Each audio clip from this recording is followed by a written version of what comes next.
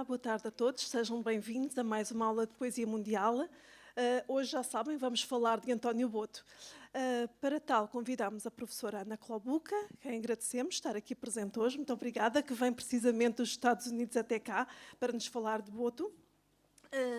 É professora universitária de literatura portuguesa e há muito que estuda as questões de literatura relacionadas com questões de género.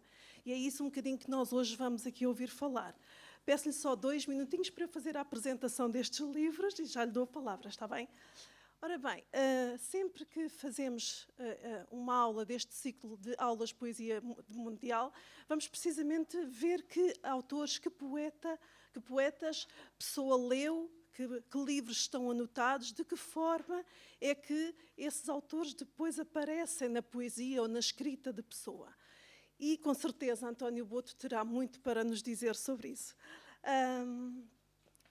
No espólio dos dois escritores encontramos uma relação de amizade e também a sua relação profissional. Os dois planos cruzam-se. Por exemplo, se olharmos para o espólio de Fernando Pessoa, na Biblioteca Nacional, lá encontramos 3 mapas astrológicos de António Boto e também alguns textos precisamente sobre a escrita de Boto e sobre a sua estética. Se viermos, entretanto, para o espólio à guarda, aqui na casa, Fernando Pessoa, temos a outra parte do espólio, ou seja, os livros que ele leu, como eu acabei de dizer, e são esses que nós vamos encontrar de António Boto, precisamente 11 livros, sendo que Canções é o livro mais representado na Biblioteca Particular de Pessoa. Há várias edições de Canções e Pessoa, precisamente, editou a edição de 1922, a segunda, que está ali, que poderão ver no final. Quando olhamos para estes livros, vemos estas provas da sua amizade, estas anotações e estas dedicatórias que Boto deixa à pessoa e que poderão ver precisamente no final. Queria também dizer o seguinte, toda a biblioteca de Pessoa está digitalizada e pode ser consultada online no conforto das vossas casas, mas os livros que ainda não caíram em domínio público, como é o caso do António Boto, porque ele ainda não faleceu há 70 anos, esses livros estão inibidos. Se quiserem consultar estes livros digitalmente, dirigem-se à casa, podem consultar as obras aqui na biblioteca da casa. No caso de investigadores, professores, etc., que precisem aceder a estas obras, é uma questão também de entrarem em contacto connosco. Portanto, temos aqui alguns exemplares. Gostaria também de vos falar, pela primeira vez, temos um livro que está aqui, que é este aqui, dos nossos reservados, ou seja, a casa tem 2 bibliotecas, portanto, a Biblioteca de Pessoa, que eu acabei de vos falar, e a Biblioteca Geral, que é especializada em poesia. E é precisamente aquele livro da ponta, datado de 1929, é uma antologia feita por uma seleção de poetas, poetas modernos, escolhidos por Boto e por Pessoa, poetas que eles achavam que poderiam destacar, que deveriam ter outro realce. E então publicaram aquela edição em 1929, poderão também consultar aqui na Biblioteca da Casa. Por fim, gostamos sempre de promover o empréstimo domiciliário. As restantes obras, as 5 que estão aqui à frente, são obras que podem levar para casa. Portanto, tornam-se nossos leitores, com cartão de leitor, é gratuito, e podem levar qualquer uma destas obras alusivas a Boto. Temos o Mundo Gay de António Boto, precisamente da autoria da professora Ana Clobuca, e temos uma edição esgotada, mas que conseguimos para esta aula alguns exemplares à venda na nossa loja, das Canções, uma edição precisamente da Guimarães e da FNAC, a partir, reparem bem, da Olisipo, a editora que foi de Pessoa e que ele editou, portanto, aquela obra, e depois, entretanto, foi trabalhada por Nuno Ribeiro e Jerónimo Pizarro. Portanto, aconselho, levem algumas destas obras no contexto e na sequência da aula que vamos ter hoje. E para passar a palavra, mas sem finalizar com um convite. Dia 6 de maio, vamos ter aqui um encontro sobre os estudos pessoanos, o que se anda a fazer na academia, os investigadores, que trabalhos estão a fazer. novos ou alguns que nós já estamos a acompanhar. Portanto, nós realizamos os congressos de Fernando Pessoa. No ano em que não temos congresso, fazemos estes encontros para saber o ponto de situação. Vai ser no dia 6 de maio, das 10h30 às 6, ou então, através das redes sociais, podem acompanhar. Obrigada. Muito obrigada e muito obrigada, sobretudo, pelo convite. É um prazer enorme poder estar cá. Eu não vim dos Estados Unidos especialmente para esta aula. Estou aqui há alguns meses com uma bolsa de investigação, mas não duvidei um segundo em aceitar o convite, porque é sempre muito simpático voltar a esta casa. E, neste caso, há uma razão acrescida, que é o facto de o meu livro sobre António Boto, que se encontra aqui exposto e que eu vou... Enfim, tudo o que vou dizer hoje se encontra de alguma forma discutido no livro. Eu não inventei nenhuma roda para esta aula. E, portanto, este livro, há 3 anos, foi lançado justamente aqui na Casa Fernando Pessoa. E, portanto, é uma oportunidade muito simpática para mim poder regressar outra vez com Boto a este espaço, agora muito mais elegante e remodelado do que ainda estava naquela altura. Muito bem, eu tenho um texto que vou ler em parte comentar, porque me sinto mais segura assim, porque acho que há muita coisa para abordar. É uma relação complexa, a relação de Boto e Pessoa. Eu, para esta ocasião, obviamente, tratando-se da Casa de Fernando Pessoa, da Biblioteca Particular de Fernando Pessoa, optei por concentrar-me justamente na relação entre os dois poetas, na sua amizade e nos diálogos intertextuais, inclusivamente, que se verificam entre eles. De modo que vou comentar de vez em quando, mas vou, em princípio, depender deste texto que tenho aqui exposto, para quem estiver estranhando os meus 2 ecrãs. Portanto, neste momento decorreram já 86 anos desde a morte de Fernando Pessoa e 63 desde a morte de António Boto. No entanto, esta complexa relação pessoal e intertextual entre os 2 autores continua a apresentar-se como um desafio interpretativo. Apesar de ser incontestável o facto de Boto ter sido o autor português, seu contemporâneo, a quem Pessoa dedicou a atenção mais ampla e sustentada ao longo da vida, ou seja, nos últimos 15 anos da vida, porque vamos falar sobre isso, mas conheceram-se por volta de 1920 e até a morte essa amizade e essa colaboração manteve-se sempre como um dado na vida de Pessoa.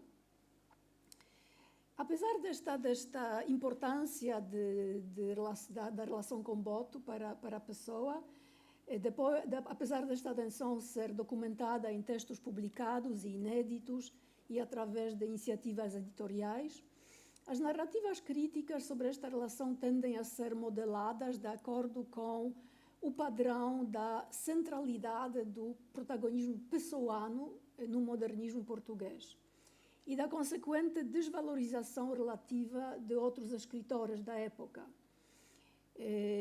O que também, facto para o qual também, por uma espécie de marginalização de Boto, em vez de se poder ver esta relação entre eles como horizontal e recíproca. Esta visão é também apoiada pela ausência de consenso institucional, por assim dizer, de consenso sobre o lugar canônico ou fora do cânone que a obra de Boto poderia ocupar na história literária de Portugal. O que me proponho então a fazer nesta aula é levantar alguns questionamentos que são suscitados pela colocação de Pessoa no papel de um leitor de Boto, para além da focalização habitual nos textos sobre o amigo que Pessoa ia publicando desde 1922, quando lança na revista Contemporânea o mais marcante e o mais bem conhecido destes ensaios, que é António Boto e o ideal estético em Portugal. Esta atividade de escrever textos sobre Boto, ou textos para as publicações de Boto, prolonga-se até 1935, o ano da morte de Pessoa, que é quando aparece no Diário de Lisboa uma crítica à coletânea Ciúme, que acho que também se encontra aqui resposta. É verdade que estes ensaios, ou seja, ensaios que Pessoa dedicou a Boto no seu conjunto, e incluindo os que permaneceram inéditos na vida de Pessoa, em alguns casos só vindo a ser revelados já no século XXI, aguardam ainda uma leitura crítica aprofundada e abrangente, apesar de existirem algumas leituras muito boas sobre esses textos. Aqui, porém, não me vou concentrar exclusivamente nesses textos de Pessoa, ou mesmo principalmente, que são relativamente conhecidas e reconhecidas, mas vou colocá-los como elementos de um conjunto mais diverso e abrangente, em cuja composição entram também outros artefactos, tais como cartas particulares, eventos editoriais, dedicatórias em livros, e para isto temos aqui um material muito amplo que também poderão depois apreciar, rascunhos inéditos em verso e prosa e assim por diante. Todos esses materiais sendo relevantes para a apreensão da paisagem complexa da recepção de Boto por Pessoa. Todos estes materiais permitem-nos tentar responder às perguntas que se impõem no contexto desta aula. Como é que a pessoa apreende, absorve, traduz, reage e apropria-se de Boto para os seus próprios efeitos?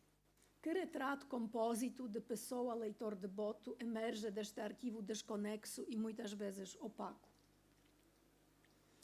Começando com o sentido mais lato desta noção de leitura, lembremos que Pessoa não foi apenas o leitor assíduo de textos editados e por editar, da autoria de António Boto, mas também, e sobretudo, um acompanhante atento do espetáculo da presença pública do amigo. Por outras palavras, Pessoa lê tanto o Boto das canções, como a experiência cotidiana das interações desta com o seu meio, ou seja, interações de Boto com o seu meio, lisboeta e não só, como um homem gay, digo assim anacronicamente, efetivamente desarmarizado pela notoriedade do seu discurso poético homoerótico em primeira pessoa.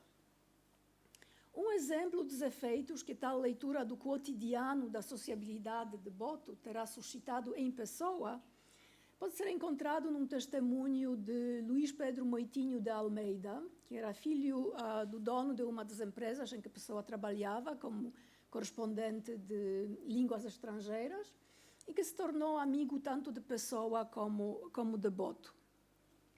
Vamos aqui ver um fragmento deste testemunho que foi publicado já há várias décadas, quando Luís Moitinho ainda estava vivo, creio que já não está, em que ele conta as anedotas sobre Boto que eram contadas por Pessoa.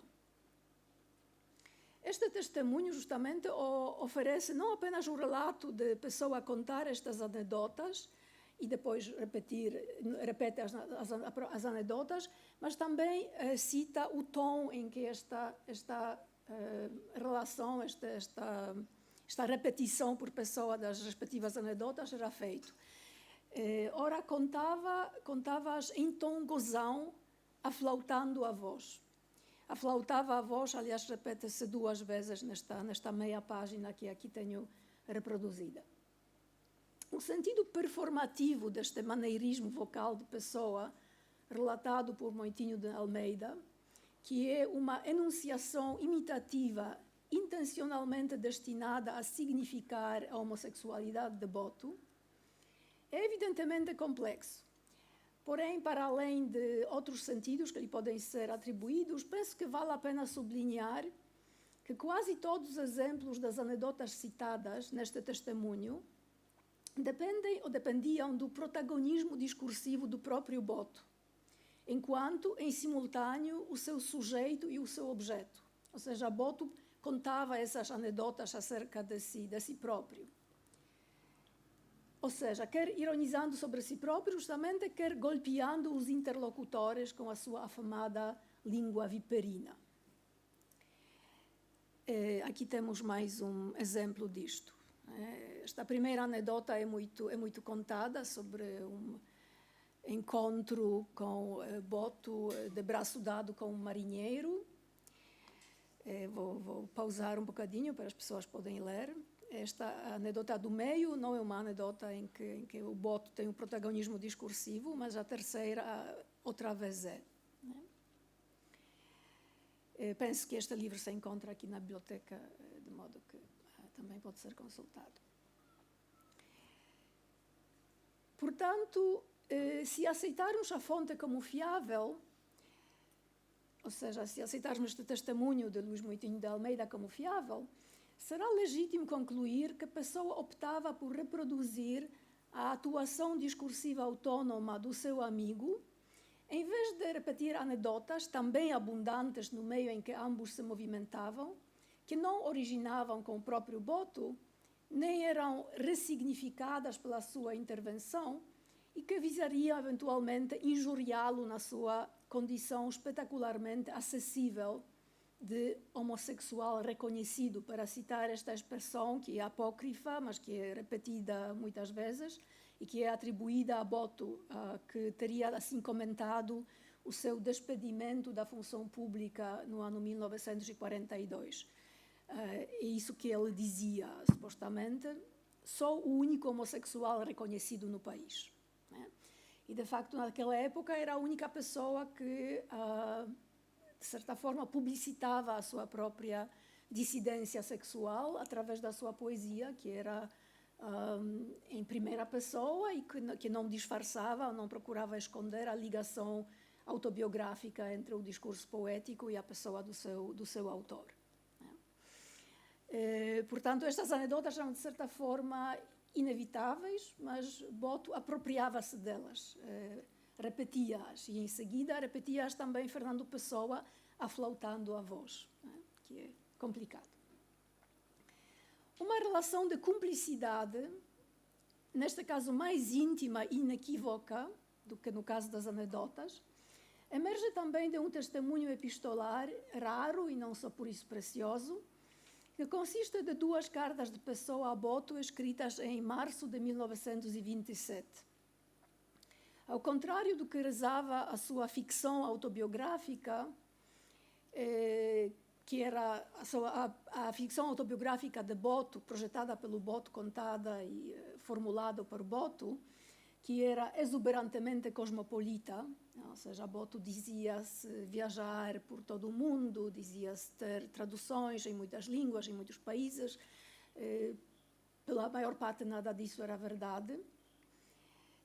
Durante essa década e meia da sua amizade com Pessoa, Boto terá viajado muito pouco fora de Lisboa, e Pessoa não viajou de todo, como se sabe, fazendo com que as interações dos 2 amigos fossem quase exclusivamente presenciais. E, portanto, não há correspondência. Aliás, se alguma correspondência houve durante a ainda misteriosa comissão de Boto em Angola, entre 1924 e 25, esta não ficou preservada, ou não foi revelada ainda, caso esteja algures preservada. Porém, nos primeiros meses justamente de 1927, Boto viajou de Lisboa a Nápoles como acompanhante do infante espanhol Dom Luís Fernando de Orleans e Borbón, que era uma espécie de ovelha negra da família real espanhola e que foi oficialmente expulso da família real espanhola e escondeu-se em Portugal durante 2 anos, justamente por não só se encontrar sob esta censura no próprio país, mas também ter sido expulso de França e de Bélgica por enfim, motivos ligados à sua exuberância e obviamente, à sua homossexualidade. Portanto, Boto, de facto, viajou com o Luís Fernando de Orleans e Bourbon e depois a Nápoles, ficou lá durante algum tempo com ele, depois já sozinho ou em companhia de outra pessoa, não sabemos, passou pelo menos por Roma e Paris antes de regressar a Lisboa. É durante esse período da sua ausência de Lisboa que Pessoa escreve as duas cartas, que foram reveladas pela primeira vez em 2010, na edição bilingue de Canções, Songs, que está aqui exposta. Ou seja, Canções, Songs de Boto traduzidas por Pessoa e que foi da responsabilidade de Jerónimo Pizarro e Nuno Ribeiro. Vou partilhar aqui alguns fragmentos da segunda missiva, datada de 25 de março de 27, para ilustrar o tom bem humoradamente irônico e fofoqueiro que a Pessoa assume nestas comunicações. Meu querido Antônio, tenho para lhes responder um postal seu de Paris, temperatura normal, um postal seu de Roma, 40 graus, e, por fim, o postal e a carta, ambos da mesma cidade eterna, que são também 40 graus, mas do lado amigo do termômetro. Outro fragmento da mesma carta. Esta é uma notícia sobre amigos comuns que a Pessoa transmite a Boto enquanto esta está fora de Lisboa. A propósito, o João de Figueiredo, disse-me, respondendo a uma pergunta casual minha, que estava muito frio com o Chico Graça, mas o meu escasso conhecimento da indústria do gelo, incluindo a de sorvetes, não me deu psicologia para esta revelação. Este Chico Graça, como eu ainda não sabia na altura de concluir o meu livro, e como um colega, Fernando Curopos, um estudioso francês da literatura portuguesa, me fez perceber um pouco mais tarde, era o bailarino Francis Graça, ou seja, Francisco Graça, que terá sido amigo, namorado do tal João de Figueiredo e que era um amigo comum de Pessoa e de Boto. Ou teria sido um amigo comum dos dois.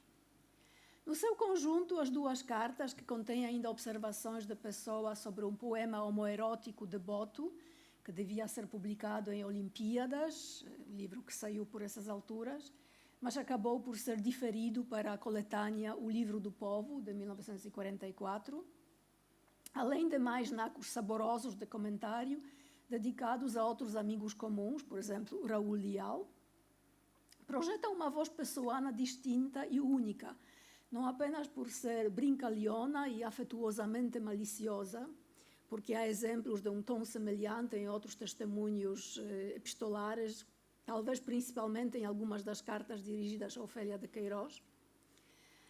Portanto, não é por isso que é um tom excepcional, mas por aplicar este registro discursivo às referências homoeróticas e homoafetivas que pululam nas duas cartas a Boto, e que não posso mapear mais detalhadamente aqui, por isso remeto quem estiver interessado à edição, né, das canções, songs, em que estas duas cartas se encontram reproduzidas, ou então ao meu livro, no qual se encontram comentadas detalhadamente. Graças a algumas publicações recentes, como o volume, a antologia Homossexualidade e Homoerotismo em Fernando Pessoa, editada por Vitor Correa em 2018, podemos apreciar de forma mais abrangente e transversal as abordagens desta problemática na poesia e na prosa de Pessoa.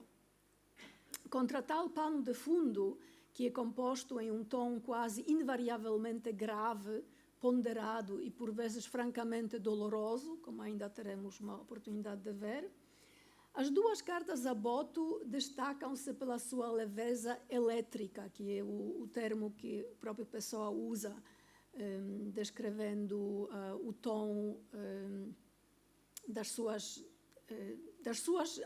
sua correspondência com Boto, das cartas entre os dois. E é também esse mesmo adjetivo, elétrica, que a Pessoa emprega pedindo desculpa ao amigo pela relativa seriedade da segunda carta. E aqui cito: Adeus, meu querido Antônio. Desculpe a ausência de eletricidade nesta carta, que não deixa de transmitir-lhe, do mesmo modo que as realmente elétricas, a minha muita afeição. Se o tom distintivo das duas cartas que acabo de comentar foi claramente ditado pelo estilo de comunicação interpessoal que a relação entre Boto e Pessoa terá assumido ao longo dos anos 20, um outro artefacto, hipoteticamente datado do início da mesma década, oferece um testemunho interessante e julgo que relativamente pouco conhecido de um exercício de imitação estilística em forma de poesia. Ou seja, um poema de Fernando Pessoa, escrito e intitulado À la manière de Antônio Boto.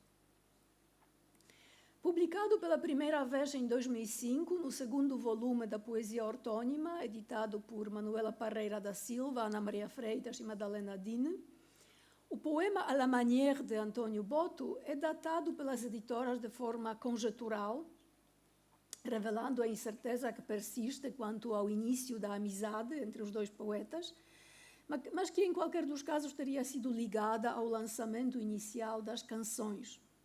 Primeiro sob o título Canções do Sul, em novembro de 1920, numa edição que é extremamente rara. Existe um exemplar conhecido apenas na biblioteca da Universidade de Harvard, nos Estados Unidos. A Biblioteca Nacional aqui tem apenas um microfilme daquele exemplar.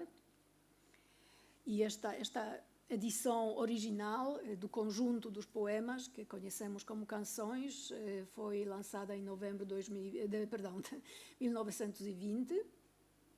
E logo, então, já com o título definitivo e composição ligeiramente aumentada, e essa primeira edição que tem realmente uma circulação substancial no mercado, em fevereiro de 21. Vamos falar depois da edição seguinte, que é já pela mão do próprio Pessoa. Voltando à la manière de Antônio Boto, reproduzindo habilmente o padrão característico das primeiras canções botianas, o poema não procura estabelecer nenhum diálogo intertextual dinamicamente dialético com a poética de Boto, a maneira do confronto que se operará nas páginas da revista contemporânea em 1922, entre, por exemplo, o ensaio Antônio Boto e o ideal estético em Portugal e a canção singelamente homoerótica de Boto, que se lhe segue de imediato, pondo em causa as propostas convolutas que Pessoa avança no seu texto. Em resumo, eu não vou falar detalhadamente sobre o ensaio que Pessoa publica na Contemporânea, Antônio Boto e o ideal estético, que é, como já disse, o mais conhecido dos textos pessoanos dedicados a Boto, mas esse ensaio é colocado na Contemporânea, a meu ver, claramente para preparar o lançamento da edição de Pessoa das Canções, para fazer despertar uma discussão à volta de Antônio Boto e da sua poética. No entanto, o próprio ensaio é extremamente opaco, de leitura difícil, muito convoluto, os argumentos são impossíveis de seguir, Pessoa nunca diz nada claramente, não diz nada claramente acerca do tipo de poesia que Boto pratica, é tudo muito embrulhado e convoluto. E a esse ensaio segue-se um poema de Boto, como se ilustrando as teses do ensaio. Mas o poema justamente não ilustra as teses do ensaio, desmente-as de alguma forma, porque é um poema extremamente simples, é um poema claramente amoroso, homoerótico, é um poema de um homem ao seu amante, igualmente masculino, adolescente, aliás, que, pronto, da nossa perspectiva atual, uma constatação mais complicada do que era na altura. E, portanto, há uma relação contrastiva entre o ensaio e o poema. Agora, quanto ao poema À la manière de Antônio Boto, voltando ainda a ele, é realmente uma imitação, é uma espécie de de glosa do exemplo botiano. É um poema que poderia ser incluído em canções e provavelmente não seria detectado como não sendo da autoria do autor do livro.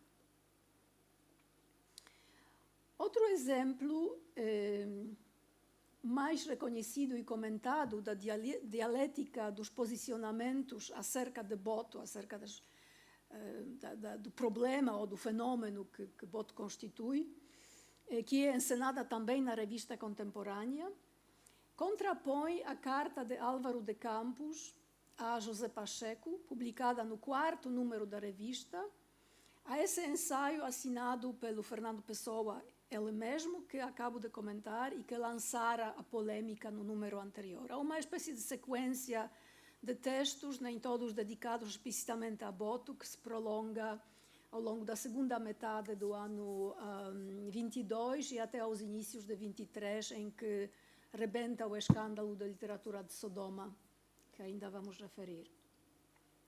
Portanto, a carta de Álvaro de Campos a José Pacheco, que é sobre Boto, que é uma carta heterônima, publicada no número seguinte da revista, toma uma posição diametralmente oposta à posição de Pessoa no seu ensaio inicial. E lembro aqui a passagem-chave da carta. Isto é Álvaro de Campos. A arte do Boto é integralmente imoral. E isso é uma força porque é uma não-hipocrisia, uma não-complicação. Oscar Wilde, né? Wilde tergiversava constantemente. Baudelaire formulou uma tese moral da imoralidade. O Boto é mais forte. Dá à sua imoralidade razões puramente imorais porque não lhe dá nenhumas. Ou seja, Boto não se autojustifica, Boto não pede desculpa por escrever o que escreve, por ser quem é e por exprimir essa identidade em poesia. Não é? E Álvaro de Campos, ao contrário de Fernando Pessoa ele mesmo, Álvaro de Campos acha isso muito bem. Ou seja, não posso dizer, ao contrário de Fernando Pessoa ele mesmo no seu íntimo, né? Mas ao contrário daquilo que Fernando Pessoa diz e não diz naquele ensaio anterior. Né?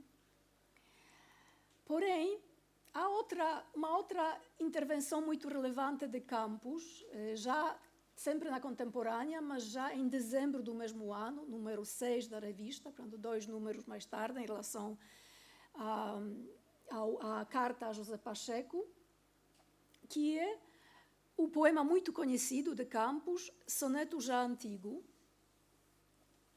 cuja forma dialogada e teor memorialista e confissional, à volta do rapazito que o poeta tanto julgou amar, aproximam-no irresistivelmente da poética botiana, em geral, e da canção de Boto sobre o adolescente loiro, que foi publicada no número 3. Né? Portanto, temos uma clivagem, uma distância de 3 números de contemporânea entre este poema e o outro poema de Campos, mas tendo em vista a continuidade desse debate, que praticamente cada número da contemporânea tem alguma coisa que se pode colocar nesse contexto, penso que há aqui realmente uma relação intertextual que se pode assumir como existente.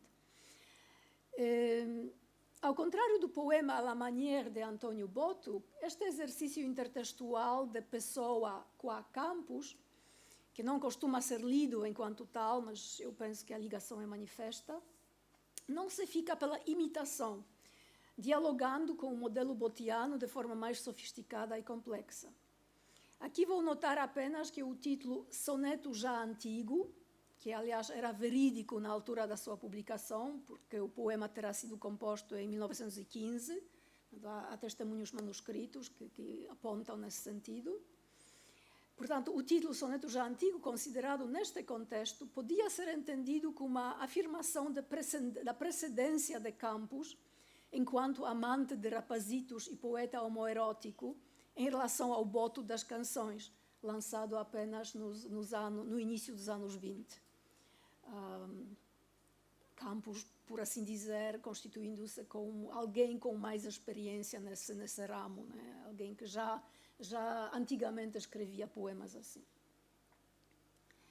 A intervenção cultural de Boto, consubstanciada no lançamento e na divulgação das duas edições das canções, entre 1921 e 22, pode ser considerada um catalisador potente para o que hoje chamaríamos as guerras culturais da época, com destaque para o debate sobre a literatura da Sodoma, que no início de 1923 extravasaria o espaço da imprensa, resultando em ataques às livrarias que vendiam os chamados livros imorais e a destruição dos mesmos pela ordem do governador civil de Lisboa. Eu também não vou falar sobre isso detalhadamente, porque a sequência dos eventos está sobejamente descrita, mas podemos conversar se houver interesse mais tarde. Quer fosse intencional, quer não, da parte de Boto, a dimensão social e interventiva das canções era, pelo menos para a pessoa, um dado adquirido. Lembra-se este editorial, em forma de cartaz, que foi lançado para promover a edição pela editora de Pessoa Olisipo, que temos aqui exibida, que é datado de primavera de 1922, mas que terá sido presumivelmente distribuído no outono, porque o livro foi composto, de facto, no primeiro semestre de 22, mas somente lançado no mercado no outono. Não se sabe exatamente porquê, mas presumivelmente a pessoa não tinha dinheiro para imprimir o livro, né? Já estava composto, mas não... imprimir é caro, né? O papel é caro, portanto, possivelmente a pessoa que estava sempre com dificuldades de dinheiro não tinha dinheiro para o lançar na altura prevista. Portanto, este editorial afirmava fazer público para que todos conste e aproveite o seguinte, né? É um folheto promocional, mas é curioso notar o tom de manifesto em que é composto. Eu vou focar apenas os dois últimos pontos, 4 e 5. Que este livro representa uma contribuição valiosa para a reconstrução espiritual, que é a necessidade mais urgente do nosso tempo. E, 5, que ele, portanto, deve ser lido e os seus ensinamentos seguidos pelas gerações que despontam para o conhecimento da vida e da arte. Esta dimensão pedagógica que este editorial imputa às canções é curiosa e, obviamente, contraintuitiva, né? mas acho que não era propriamente uma blague de pessoa, era talvez, quer dizer, acho que ele sabia muito bem que isto era quer dizer, que o que postulava era contraintuitivo e ia contra o consenso social expectável, mas acho que, ao mesmo tempo, isso era dito bastante a sério. Porque há outros elementos que poderiam ser aduzidos para fazer essa argumentação. Como já argumentei em outro contexto, Pessoa terá efetivamente arquitetado e estimulado a polêmica da literatura de Sodoma, promovendo a amplificação dos debates à volta da dissidência sexual. E para este objetivo, a existência e o impacto das canções de Boto tiveram uma importância imprescindível. Para a Pessoa, e mesmo admitindo hipoteticamente que as formulações do editorial representariam para ele uma hipérbole, excesso retórico consciente e performativamente assumido, o significado central das canções, a efetivação no discurso do desejo homossexual, para citar uma expressão do estudioso brasileiro Mário César Lugarinho, e a maneira singular como esta efetivação era encarnada na poesia de Boto, teriam consequências sociais tão importantes quanto positivas para, cito, as gerações que despontam para o conhecimento da vida e da arte. Para concluir esta parte da aula, não quero deixar de comentar o documento talvez mais complexo e volumoso que o arquivo da relação Pessoa-Boto encerra e que é a tradução das canções para a língua inglesa, né, que temos aqui nesta edição de 2010, que, por acaso, seria bom que houvesse em 2100 uma outra edição, mas ainda é um bocado longe. que por acaso não se encontra, que eu saiba, a edição original das Songs em inglês não se encontra na biblioteca particular de Fernando Pessoa, porque só foi impressa pela primeira vez numa edição de autor, ou seja, de António Boto, 13 anos depois da morte de Pessoa. Trata-se, afinal, do maior conjunto de poesia homoerótica produzido por Pessoa, se assumirmos, como me parece irrecusável, que a tradução representa também um ato de produção e não apenas reprodução literária. Mas é um conjunto com características estéticas e afetivas substancialmente distintas das que se manifestam na poesia homoerótica que Pessoa escreveu em seu próprio nome, ou em nome de Álvaro de Campos, etc. Não é? Para ilustrar esta afirmação, vamos ver dois exemplos contrastivos dos respectivos posicionamentos poéticos de Pessoa e Boto face à verbalização do desejo homossexual na comunicação entre homens. Pessoa exprimiu a condição esmagadora do conflito entre a intensidade sentida do desejo e a proibição socialmente imposta e subjetivamente internalizada de articular verbalmente este mesmo desejo, no longo e fragmentário poema que data de 1919, mas que foi revelado pela primeira vez em 2002 apenas, sendo atribuído então por Richard Zenit, que o publicou dentro num ensaio, a um heterônimo gay anônimo. E vamos citar aqui apenas uma estrofe, o poema é longo e está aqui citado, mas acho que também, entretanto, terá sido incluído nas edições mais recentes da poesia ortônima. Porque, de facto, é um poema ortônimo, não é atribuído a nenhum heterônimo, acho que foi por delicadeza que o Richard inventou esse heterônimo gay anônimo. Se soubesses com que mágoa eu uso este terror de amar-te, sem poder nem dizer-te que te amo, de confuso, de tão senti-lo, nem o amor perder. Se soubesses com que ódio a não saber falar-te do que quero, a mim me escuso. Se soubesses, e se o soubesses, que gesto teu para mim melhoraria este mal-estar de mim comigo e o amor.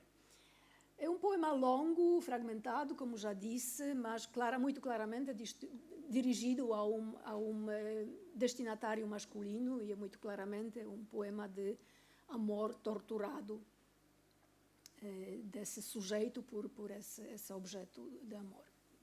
Não se sabe se Pessoa alguma vez terá mostrado este texto inédito a Boto, nos primeiros anos da sua amizade, mas um poema deste, ou seja, de Boto, publicado pela primeira vez em 25, em pequenas esculturas, pode ser lido como uma resposta praticamente direta de Boto, independentemente de ter sido ou não intencionalmente concebida enquanto tal, aos protestos do dito heterônimo gay contra a disparidade trágica entre o que o sujeito desejante sente e o que consegue exprimir, entre a autoconsciência homoafetiva e a incapacidade de a partilhar com o interlocutor desejado. Este, portanto, é um poema de Boto que eu coloquei aqui também em tradução de Pessoa e que vou igualmente comentar, mas primeiro vamos ler o poema original. Conversando a sós contigo, isto é Boto, né? Conversando a sós contigo, desfruto o prazer imenso de não pensar no que digo e de dizer o que penso. E mais uma vez afirmo, sem receio de que seja desmentido, a maior felicidade é ser-se compreendido. E agora atendamos à tradução deste poema por Pessoa, que foi realizada entre 1932 e 1933 e somente publicada em 1948, quando o Boto já estava no Brasil. Ainda não consegui perceber se o livro foi de facto impresso no Brasil ou se foi impresso em Portugal, mas em qualquer dos casos foi uma edição paga pelo próprio Boto. When I talk with you in straying words, my pleasure finds its brink. I don't think of what I am saying, and I say all that I think. And once again I affirm, deny it whoever would. There is no happiness like being just understood.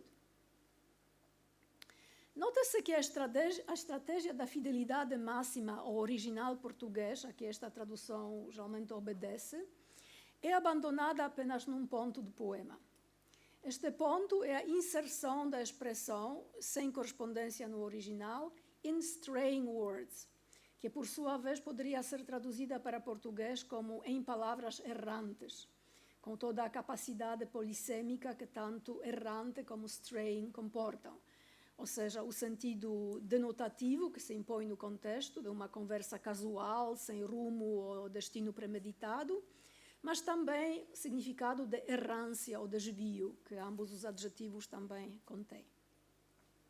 Em qualquer dos casos, esta e outras traduções da lírica de Boto por Pessoa alinham com a muito citada sugestão de Jorge de Sena de que, cito, Pessoa se realizou também na poesia de Boto e na vida a que ela correspondia. No caso da tradução das canções, esta realização ter-se-á constituído na intimidade extrema da convergência discursiva que se opera entre o tradutor e o traduzido. Como é sabido, a Sena enquadrou a sua proposta de leitura da relação Pessoa-Boto, que foi formulada no ensaio publicado originalmente como introdução à edição dos poemas ingleses de Pessoa pela Ática, nos anos 70, na grelha analítica da heteronímia, sugerindo que, cito, de certo modo, Boto foi também um heterônimo de Fernando Pessoa. A minha própria interpretação resiste, porém, a esta absorção de Boto pelo aparelho hermenêutico organizador da galáxia textual pessoana.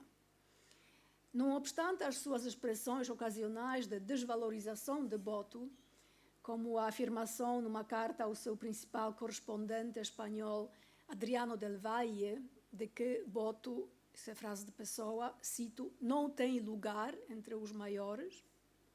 Pessoa, por um lado, entendeu sabiamente celebrar, através da amizade e apoio constantes, o prodígio que a originalidade de Boto representava, enquanto, por outro lado, se aproveitava deste prodígio na sua própria performance dialética das tensões e definições relacionais de que se alimentava a sua comunidade de autores.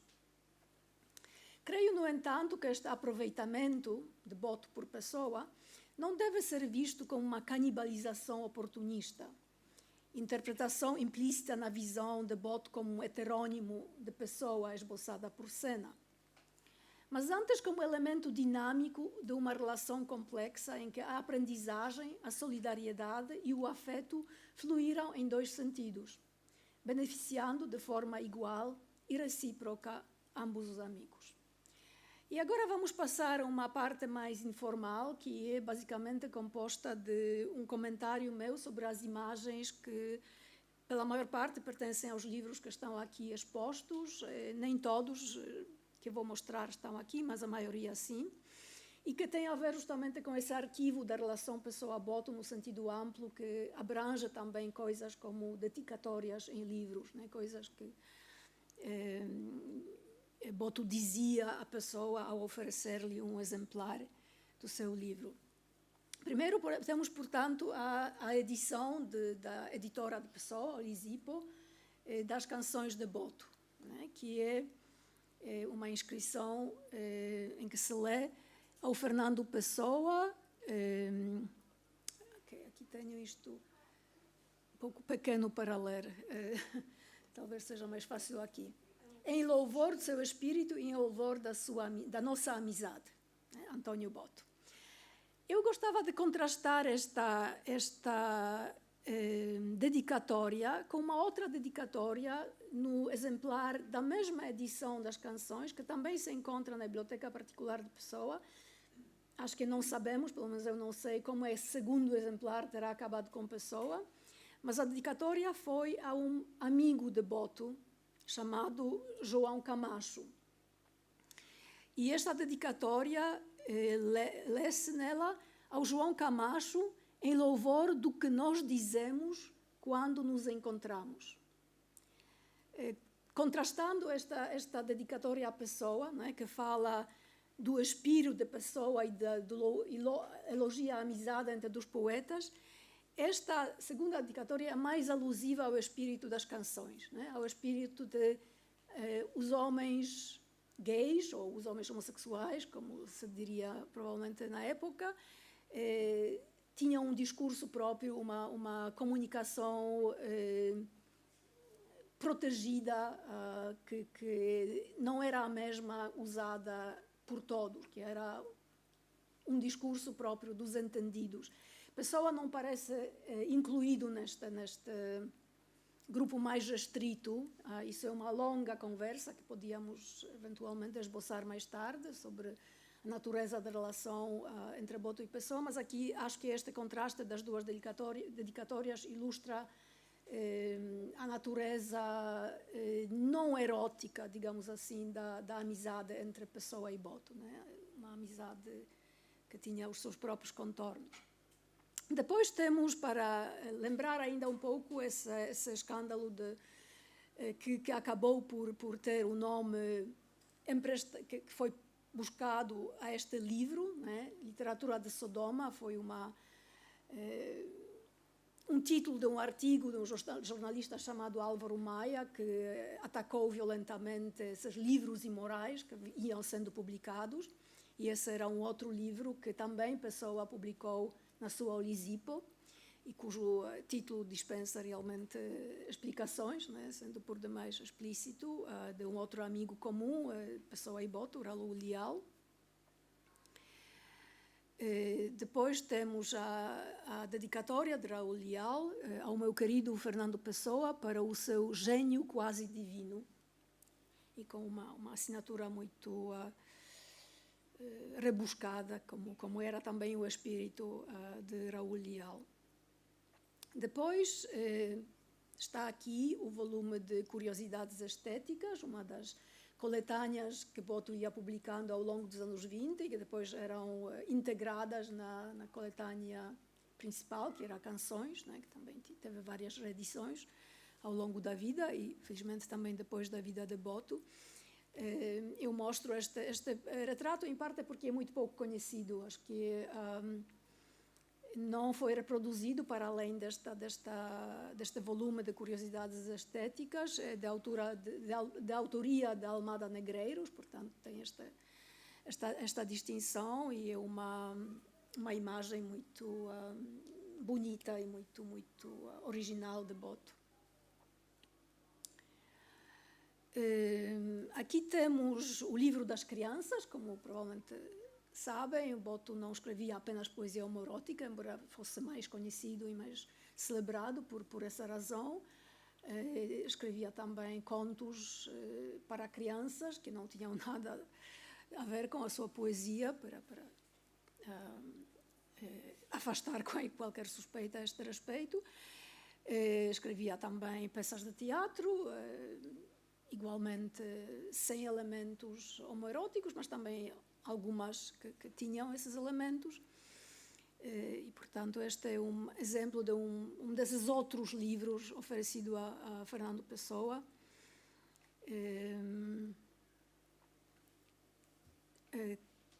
Também não consigo aqui ler. O Fernando, escritor dos mais ilustres, camarada de sempre, né? Portanto, sempre esta insistência na força da amizade que os unia. Eu vou aqui seguindo estas capas, ou estas dedicatórias por ordem cronológica. Agora chegamos já a 31, portanto, mais de 10 anos, ou mais ou menos 10 anos depois de se terem conhecido. Aqui temos uma edição das Canções, que foi, acho que, a seguinte. Depois de 22, houve vários volumes de poemas novos de Boto, e depois, em 32, apareceu essa edição juntando esses livros que iam saindo individualmente. Portanto, esta é de 32, e sempre temos esta protestação do caráter constante dos sentimentos que os unem. Ao Fernando Pessoa, com a firme admiração constante e a amizade sincera. Aqui temos, apenas porque eu gosto muito desta capa, uma peça de António Boto, justamente, que não tem realmente elementos homoeróticos ou homoafetivos, mas que, por alguma razão, porque Boto tinha essa reputação, não é? Porque um livro de António Boto também atraía leitores por essa razão, imagino. Tem este marinheiro altamente sedutor na capa. No livro aparece, na peça aparece uma personagem de marinheiro que é de facto uma espécie de objeto de desejo, mas é objeto de desejo de uma mulher, que é a protagonista da peça. E eu gostei tanto desta capa que, como podem ver aqui, pedia emprestada para a capa justamente do meu ensaio sobre António Boto. E outra vez temos aqui uma dedicatória para o grande espírito do meu querido amigo Fernando Pessoa. Já estamos em 1933. E, finalmente, esta dedicatória de 1934, portanto, já um ano antes da morte de Pessoa, é o volume Ciúme, que acho que se encontra ali exposto, justamente com esta dedicatória, ao querido Fernando Pessoa, ao querido Fernando, afetuosissimamente António. E como a última imagem que vou mostrar, e como também uma espécie de conclusão para esta minha exposição monológica e para podermos passar para a parte dialógica da aula, vou ainda mostrar ampliada esta imagem que aparece no frontispício e em que se lê: sou como as velas do altar que dão luz e vão morrendo. Portanto, uma frase melancólica, mas anexada a esta imagem de um belo homem nu, né? Portanto, refletindo também esta reputação, este perfil literário de Boto, que todas essas edições conjuntas afirmam. Muito obrigada pela atenção e espero que possamos agora conversar. Ainda temos 20 minutos.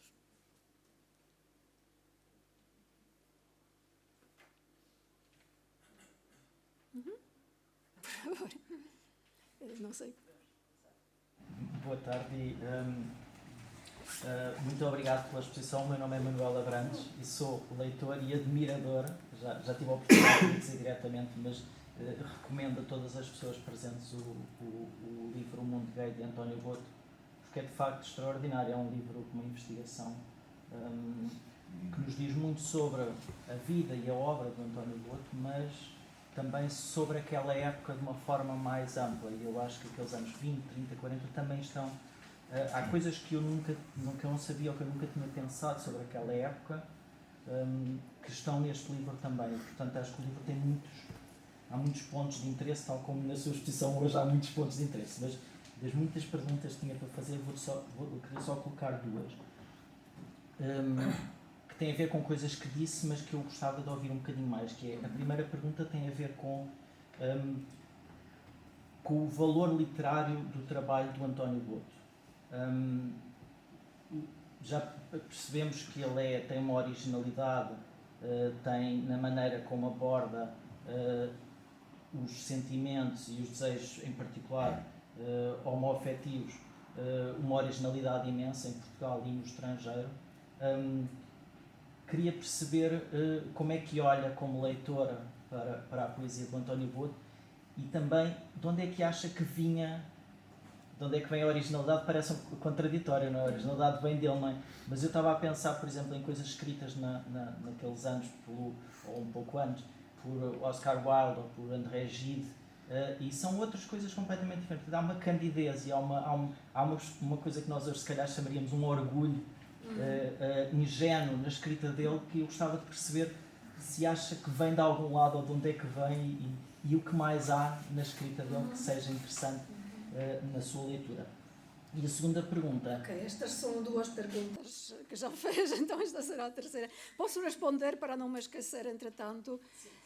Porque pronto, a primeira pergunta foi sobre a minha própria opinião sobre o valor literário da obra de António Boto. Eu vou falar da poesia, porque realmente esta é quer dizer, seria demais comentar tudo e nem tudo me interessou também, porque como o título do meu livro indica, o que me interessava era justamente este pioneirismo de Boto enquanto o primeiro escritor em língua portuguesa a criar um discurso literário homoerótico, homoafetivo em primeira pessoa.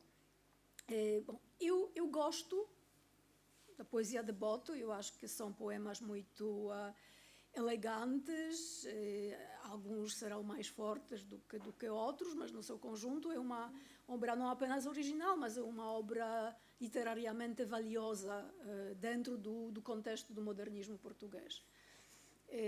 Mas há opiniões divergentes a esse respeito, e eu referi assim muito brevemente a falta de consenso à volta de poesia ou de valor da literatura produzida por António Boto, ou vamos falar da poesia produzida por António Boto na academia portuguesa e também mais globalmente no contexto de enfim, debates intelectuais sobre essas questões.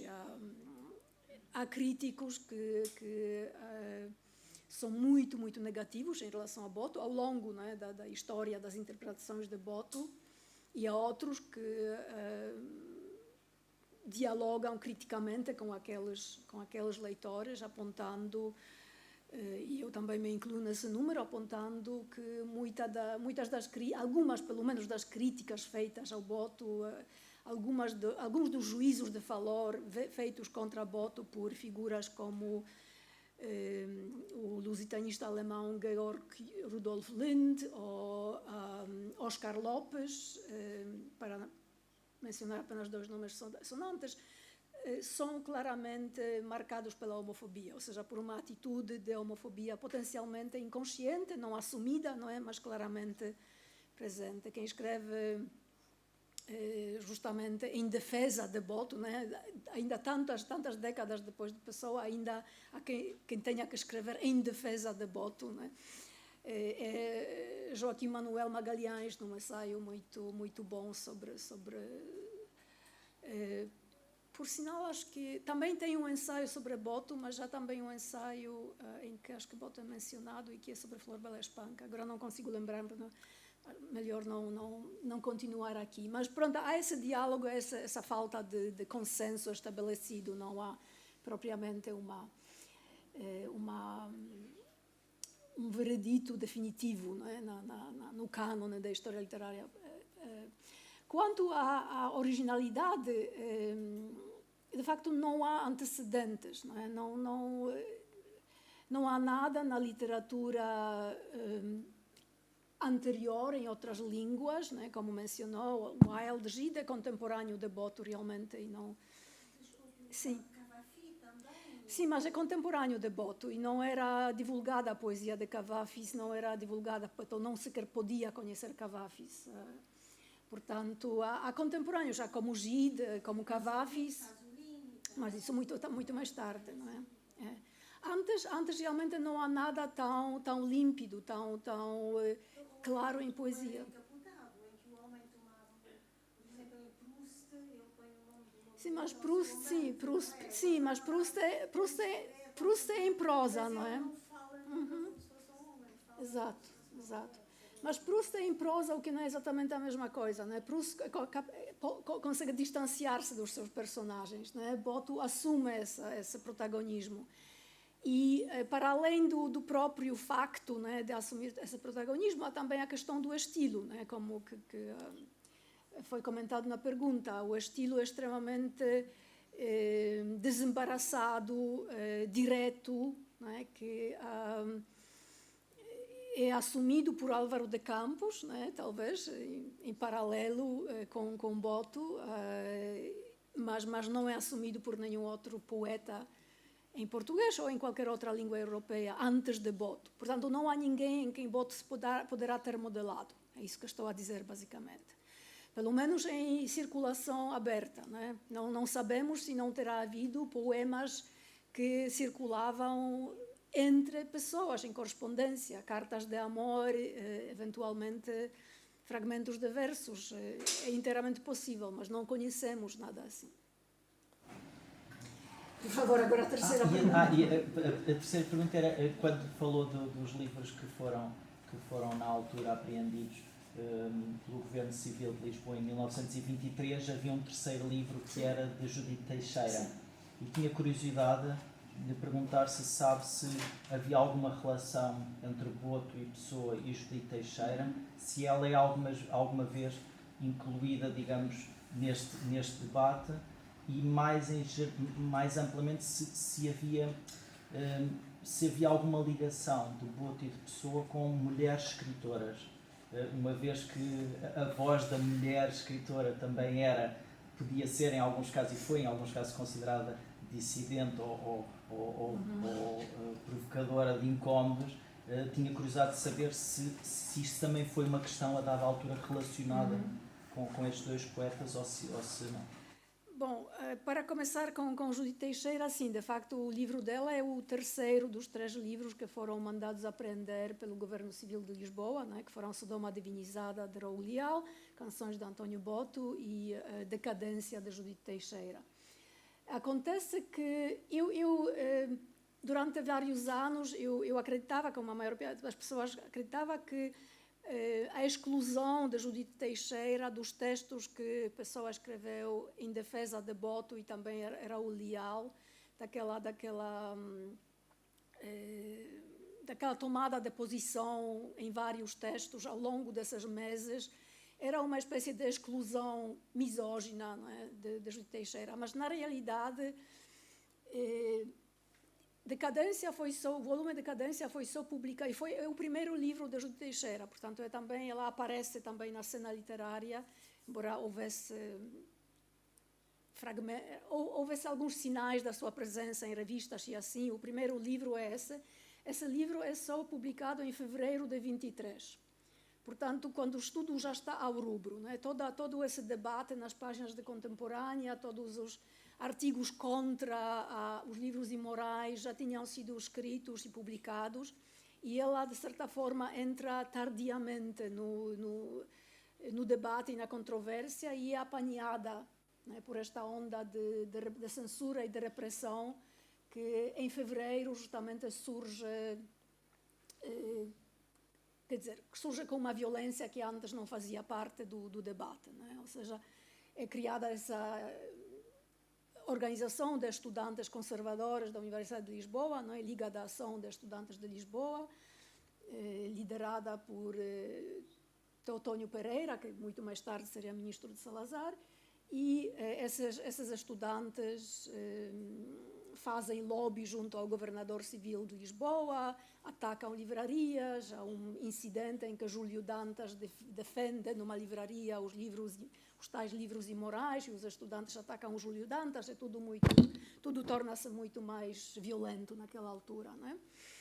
E Judite Teixeira é apanhada nisso, mas de facto não estava previsto, de certa forma, não é? Se aceitarmos que a Pessoa, de certa maneira, montou esse escândalo, essa controvérsia para dar que falar, justamente para que esse discurso assumisse um foro público, para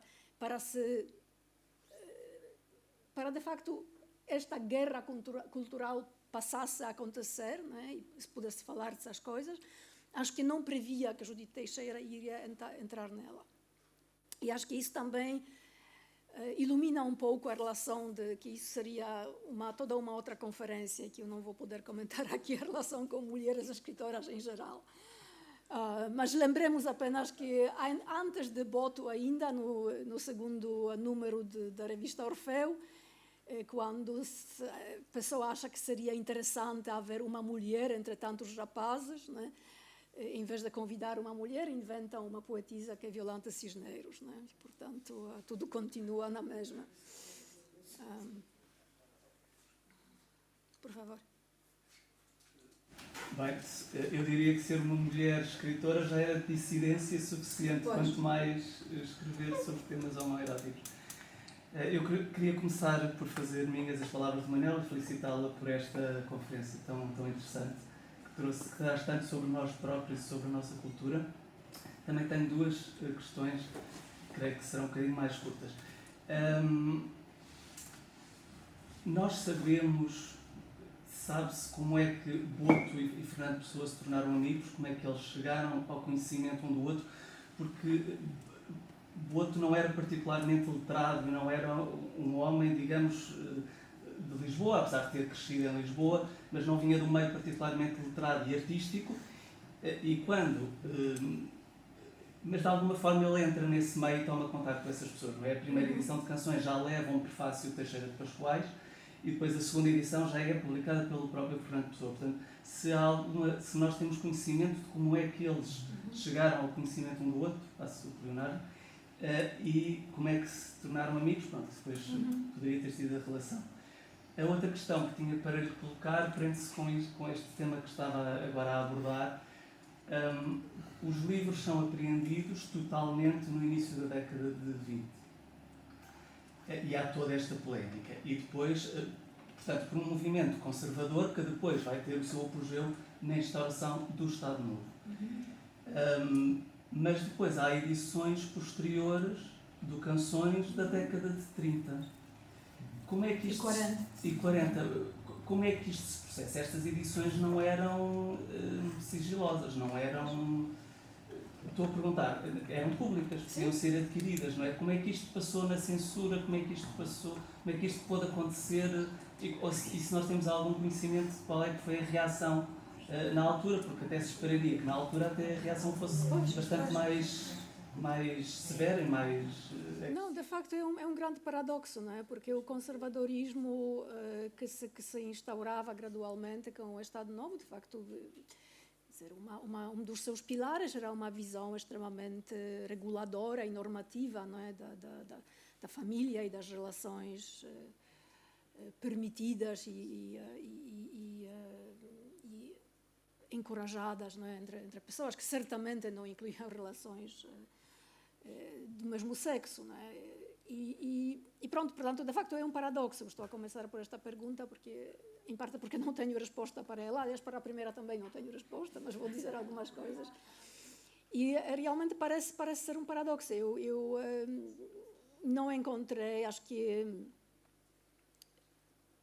talvez tenha sido por ter procurado mal, mas acho que não, porque também nenhuma outra pessoa encontrou nenhum sinal de os livros de poesia de Boto terem sido sujeitos à censura, ao exame prévio.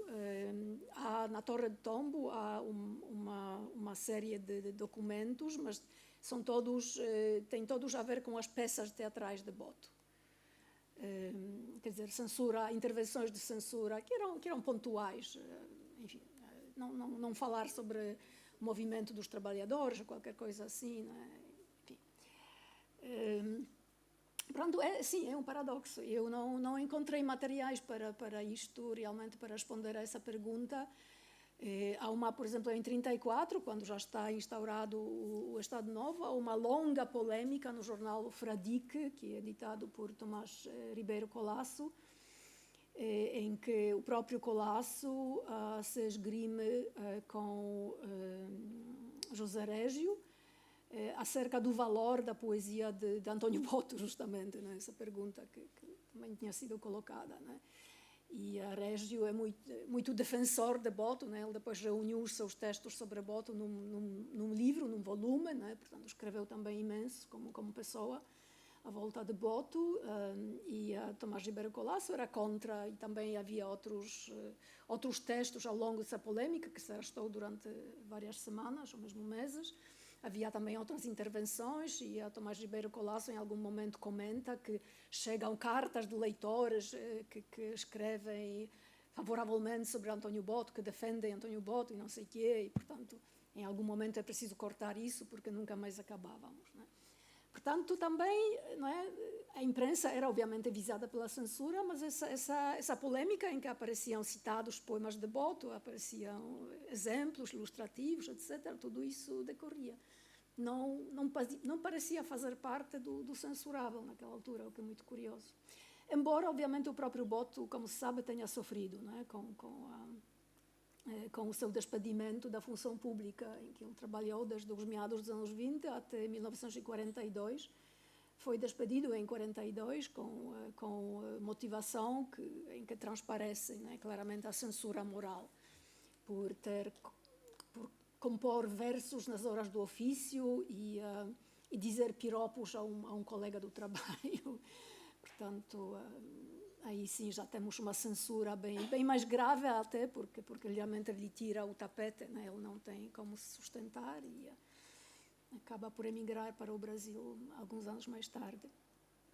Em relação ao começo da amizade de Pessoa e Boto, também não sabemos ainda, né? É uma coisa interessante que obviamente seria bom ter um melhor conhecimento dessa pré-história de Boto, né? Boto antes das canções. Ele, de facto, publicou pequeninos livros antes das canções que são de tal forma difíceis de encontrar que até se acreditava que talvez fossem uma invenção de Boto, uma vez que ele inventava imenso.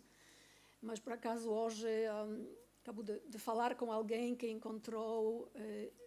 eram 3 livros publicados antes de 1920, entre 1917 e 19. E o último desses 3 finalmente foi avistado num leilão qualquer e, portanto, há uma fotografia da capa e agora sabemos que esse livro também existe. E eram livros, ou seja, era poesia, mas estilisticamente muito diferentes das canções.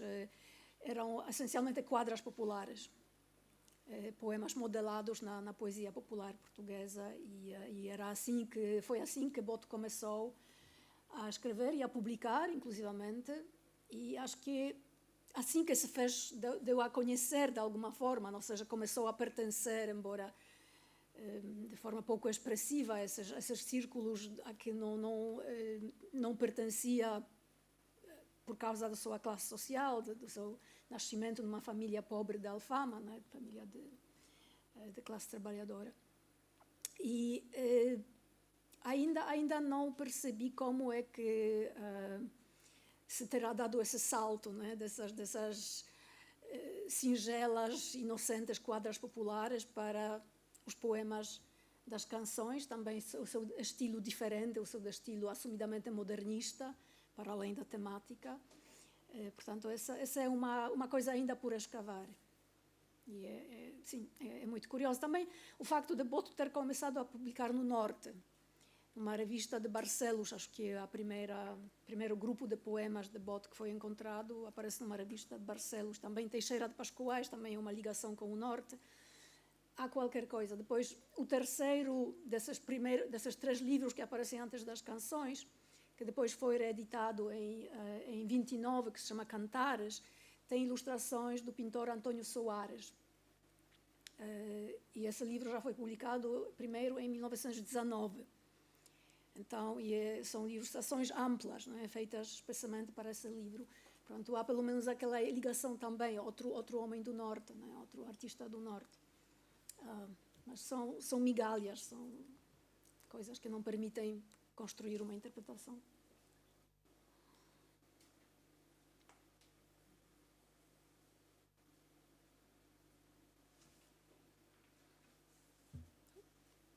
Saiu há cerca de 20 anos, peço perdão, possivelmente foi um livro chamado António Boto, Real e Imaginário. E a família de António Boto recusou ainda hoje, quer dizer, há 20 anos, dar a mínima informação porque o seu familiar era homossexual. Então o livro está baseado numa investigação onde a família recusa a publicidade. Pois, isso foi evoluindo, não é? Ao longo dos anos. Eu, felizmente, consegui obter a autorização para a publicação de inéditos, quer dizer, citação de inéditos no ensaio, não foi propriamente uma publicação autônoma, mas agora também vão sendo publicados livros em que, como esta edição mais recente, não é? Da poesia de Boto, em que a família autoriza, não é? Sem problema.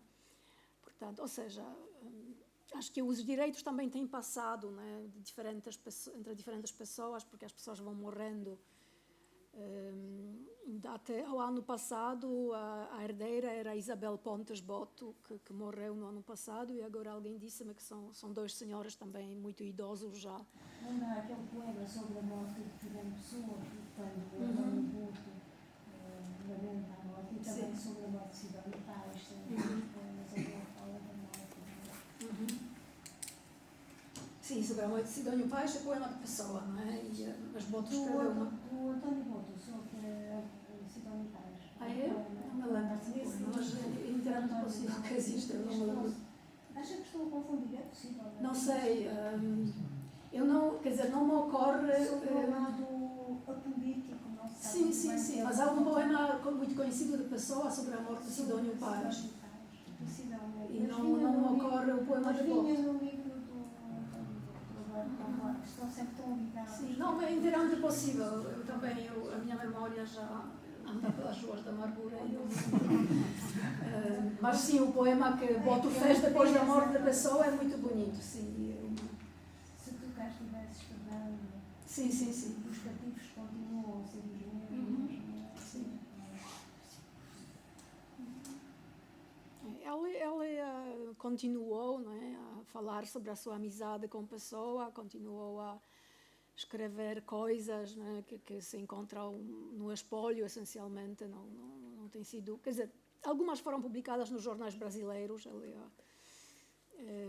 dava entrevistas, escrevia crônicas para vários jornais brasileiros enquanto viveu no Brasil e em vários desses textos menciona a Pessoa, ou fala de forma focada em Pessoa. E há coisas inéditas, né, que são muito bonitas, há um ciclo de 44 sonetos dedicados a Fernando Pessoa. O último, o soneto 44, é incompleto, só a primeira. Quando estudamos grafologia, estudamos a letra de António Boto, que tem uma grande beleza, é uma escrita em baixo relevo. Perdão, não. É como se fosse um baixo relevo. A escrita de António Boto tem profundidade.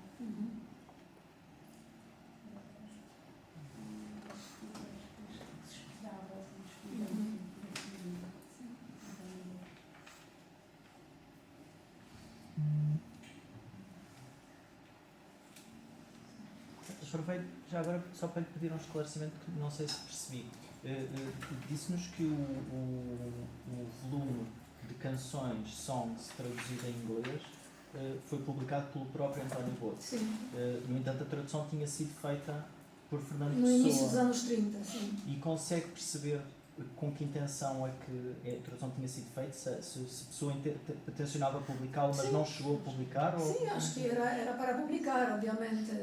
Acho que Boto certamente tencionava publicar, mas não sei se terá sido, como sempre, dificuldades financeiras, né? A impossibilidade de publicar o livro, não sei exatamente. E, portanto, ele guardou a tradução até conseguir publicar. Sim. Podes encontrar essas traduções para inglês? Sim, esta edição é muito boa porque tem, para além do próprio texto bilíngue, obviamente, tem também... Como?